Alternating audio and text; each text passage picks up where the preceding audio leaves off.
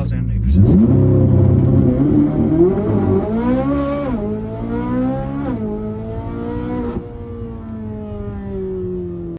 Hey guys, welcome back to the channel. So this week we're focusing on traction. I don't know if you saw my previous video, but I went to the track on these Nitto drag radials that I have right now.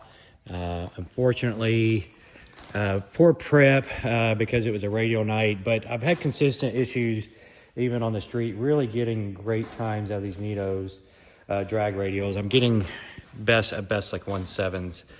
6 foot. I know people are getting the 1.5s out of stock tires out on good prep tracks. So decided to switch gears, maybe try something a little different. The only reason I didn't try these from the beginning is because they are a little bit smaller in size. So what am I talking about? We've got Mickey Thompson 325 30 19s. Now these are basically a 325 tire versus a 345 30 that is on there currently. So from that standpoint, you know, I didn't want to go anything with a more narrow width, but I have measured these, and these are about 13 inches wide width-wise, and so they're a little bit wider than they advertise. And so for that reason, I feel like they probably won't look goofy on the back of the car. I do have 12-inch wide magnesium wheels, and so that's a little bit of a confounding factor. And also, if you haven't seen lately, there's a Drag Times posted a video where there was a stock 06 race to stock E-Ray. I think it was like quarter mile, and basically smoked it every time except for when it got the hit, and it was mostly related to traction. So I feel like this might be a relevant video for us Z06 guys. They kind of like counter what we're seeing a lot with the E-Ray crowd, at least from quarter mile and that kind of thing, especially when you look at the 1/8 mile an hour, the E-Ray being in the low 100s, you know, 101 to 103 depending on conditions, and then you look at the quarter mile times, and the mile an hour goes down to like 128 versus this Z06 it can be over 130 depending on the car and the DEA. So anyways, long story short, we're going to get these swapped. Now I do have an issue that might be a problem. It seems like everything I order I have a problem with, and so this corner bead is dented pretty bad. I'm assuming there's metal wiring going through here as far as on the inner part for where the bead latches based on where this feels. I don't feel any here. So that's been dented in, obviously, on all 4 corners.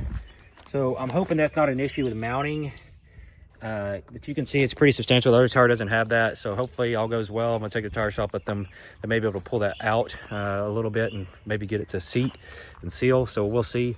And then we are going to take my car and swap these Nittos onto another set of 19s, which are a little bit heavier, which are my aluminum 19s. And we're going to do back-to-back testing. And we're going to see, does the Mickey Thompson outstop the Nitto?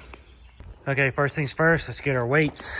These are advertised at, I think, around 33 pounds. Don't put me in that 33, 36, something like that. I want to see what they actually weigh. And it's a heavy tire at almost 38 pounds. It is a little wet, so it's probably a little bit on the higher side, but I want to say it's 36 pounds what they average. So a little bit heavier than that. So a heavy tire, which is nothing I can really do about that. I'm pretty confident the Nitto is lighter, so just take that for what it is. Anyways, all right. Okay, so I got them mounted. Of course, as my luck would have it, there's a bounce in the Mickey Thompsons. According to they said they balanced okay, but there's a bounce they can see on the balancer. So I don't know how I'm going to feel that. Sometimes it goes away when you drive, so we're going to find out. I hope it's not a big fight I have to do on these tires, because you guys saw kind of the trauma that looked like they've had already. So one thing I do want to point out, this is the 13-inch wide rim. This is the 12-inch wide rim. 325 and a 345. This is the Nittos. There is a difference in the width. You can kind of see it probably on camera. Probably about 1/2 inch, I'd say. So let's take a quick look. As you can see here, it's roughly the contact patch is a little over 12.5 inches on that one, because it kind of bows around, but the overall width is wider. And then on here, you can see it's about a little less than. So there's about a 1/2 inch difference in the width, and you can see it if you got them side by side. I can see it. I don't know if you can translate on camera. So it's definitely a width difference. So I hope it's still the width loss. This tire compound overcomes the width loss as far as retraction. So we'll see. I'm gonna get these put on the car and kind of go from there. Okay, and then the Mickey Thompson with the mag wheels, total weight 57.8 pounds. And so that's with the 325. So now we'll compare against these aluminum forgings.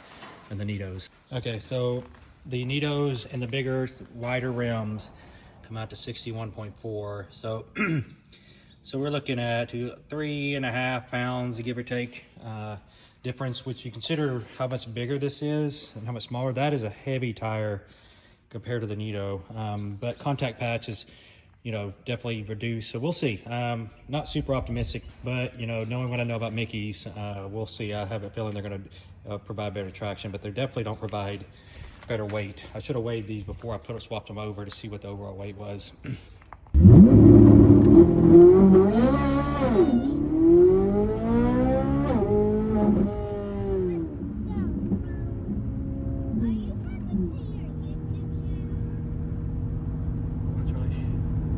Alright, so 3.4, not very good. So let's try it again here in a minute. Alright, we're going to try one more time. Keep in mind there's 34 psi in these tires, so they are regular, kind of hot. Okay. Alrighty here. Let's go. And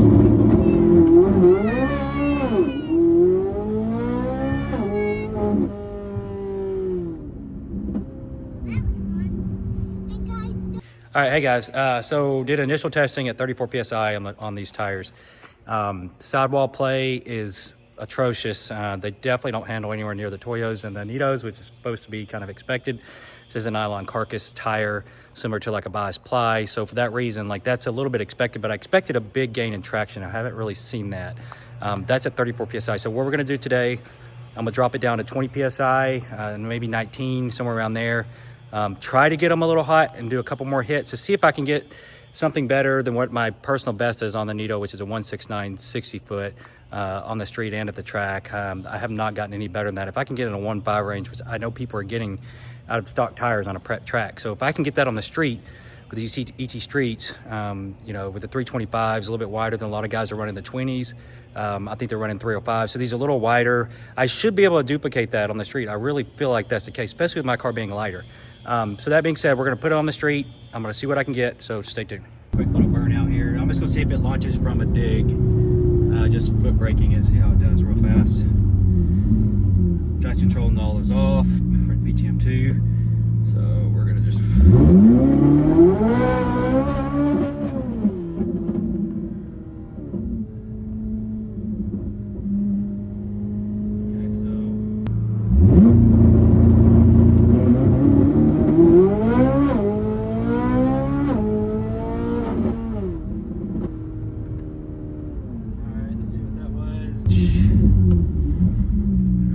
go.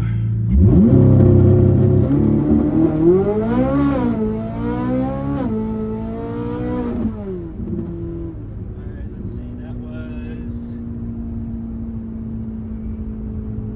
2.9, okay? 2.9, 0 to 60, let's go up and turn around. So it liked more RPM, so let's go up to 4,500, keep the slip the same.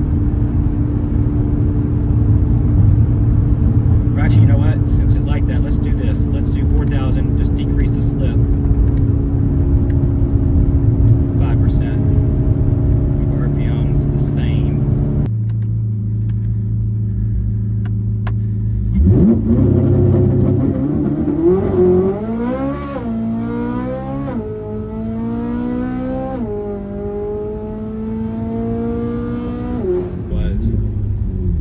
We're gonna try that, and then see if maybe the nannies are engaging.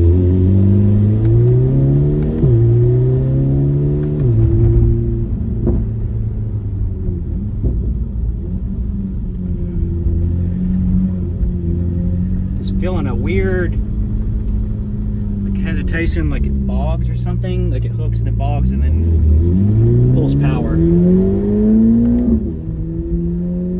Alright, so let's try this again.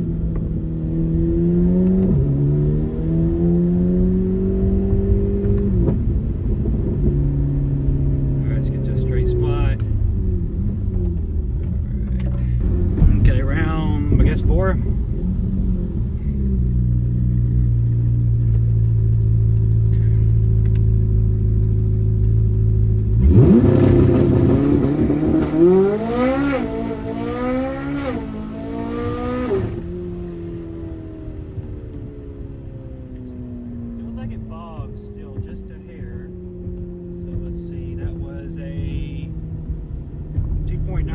So we're into the twos. Now keep in mind, guys, 296 on this car is like your PDR showing a 2.5, 2.4. So this basically like getting consistent 2.5s on the onboard timers because they're about that far off in my experience with draggy. So all you guys see in 2.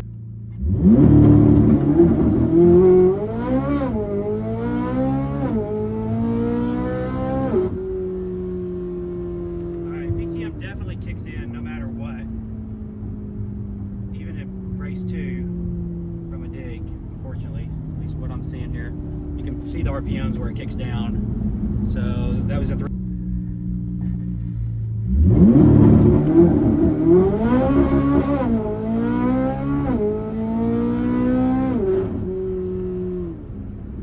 Alright, that wasn't good. It feels like it's trying to spin off the get-go. It's looking to need more slip. That was 322, so not great.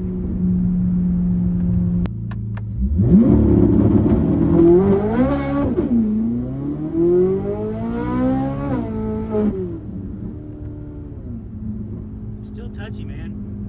Just, I mean, I don't know if you can tell there, but the car just came out on me.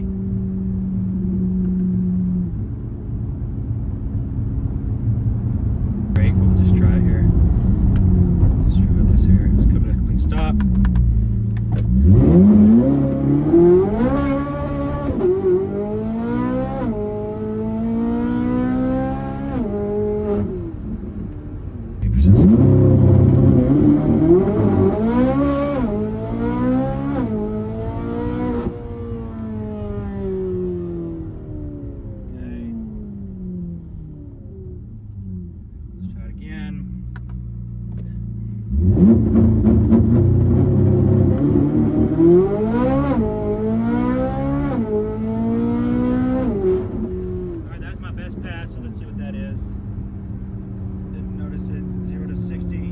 All right, guys, so we just got done. Tested on it. It ended up being about 21 to 23 PSI, so it wasn't down to fully 20 PSI. But here's what we've got so far.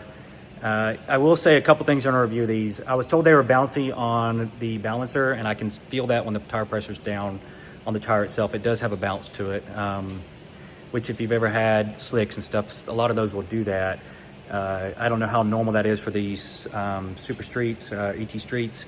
But anyways, if you could put in the comments if you've had an issue with that. I am noticing a bounce. That being said, also the car PTM2, which we already know about, seems to want to pull, unfortunately, pull traction control no matter what you do on the launch, even though it says stability control is off, traction control is obviously still functioning. So it does pull. Now, that being said, I tried doing it manually, just doing the decoupling procedure to try to ride it out of the burnout on these, and these didn't really do like I expected. On the Nittos, when you try to ride a burnout, it seemed to kind of propel forward, and so you still got being propelled. On these, once they lit up, the car wanted to move, and so it was coming out a lot more than, say, the Nittos. Felt a lot more stable in a spin than these did. Now, that being said, let's take a look at what we're dealing with time-wise. So right here, make sure you can see. So this is where we started today, and our 296, we got 329s, 301, 296, 299. So we got into the twos. Now, prior to on the Nittos, this is where we were on the Nittos, way down here. So basically 3.5s, 3.3s around that area. These I think actually were my plaid. So right down through here were the Nittos, and you can see that's definitely quicker by quite a bit to 60, and it's more consistently quicker. So I don't have any doubts that these are a better tire for traction. The question is it worth it? And to me right now, the way they drive and stuff, I don't know. I guess if you're just looking to hunt E-rays on the street, then you have a Z06 and maybe so. But if you're just looking for pure like driving tire that kind of meets all the criteria of like does great in a curve, does great at a straight line, like this is not the tire. This one is going to improve your 60, which is expected. All these things I'm not telling you that you guys don't already know, but I'm just telling you my input because I don't know how many people put the 19-inch Mickey Thompsons on there. So am I satisfied with the purchase? I'm going to say right now, no. I want to get it to the track. If we get some great 60 foots at the track on a prep surface, so theoretically prep, my local track doesn't prep well, then I'll feel a lot better about it. But right now, not really that happy. I don't like the bounce to them. There's some imperfections on the tire itself. I don't know if you can see on here, it may not be bright enough, but there's some areas on the bead I don't like. They just don't, and then the fact that they were pinched, which I think I showed you guys at the beginning, all these things make me kind of like, I don't know, not a huge fan. I think for $1,000 from Mickey, you could do a little better. Like, they could be better and do better, at least from what I'm feeling so far. Just this tire set is just, maybe I just got a bad batch, I'm not sure, but either way. So that's gonna be it for this video. No smoking gun, no big, huge, unexpected results here.